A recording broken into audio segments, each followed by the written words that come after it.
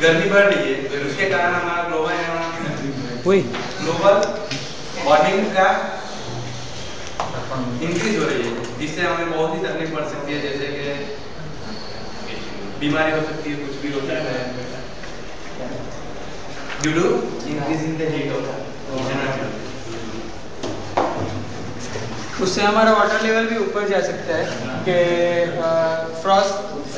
Defrosting होता है ice का, तो ड्यू टू डिफ्रॉस्टिंग हम आइस में से वो वाटर में कन्वर्ट होता है, इसलिए वाटर लेवल भी हाई होता है, इसलिए सब सरफेस एरिया ग्राउंड उसमें डूबने का चांसेस बढ़ जाता है। इसलिए ये थोड़ी टेंशन वाला जोन हो गया है कि अब रेड लेवल आ गया है कि हम अभी नहीं कुछ एक्शन ले सकेंगे तो बाद में हमारे हाथ से भी निकल जाएगा।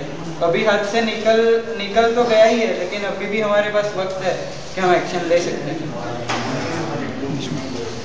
In day-to-day life and ongoing activities, nowadays the pollution are increasing, so that the carbon dioxide increasing in day-to-day life. Also because of that, greenhouse effect goes on increasing. Due to that, greenhouse effect occurs day by day, and global warming is acting day by day. So we should take action against this. And due to global warming, the ice is yet to melting. That why the flood are increase in the river or ocean. It is the big problem for our human. Because these reasons, people of all countries are trying to prevent global warming.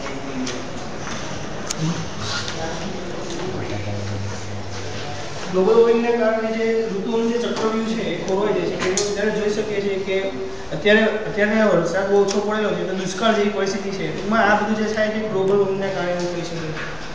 thank you.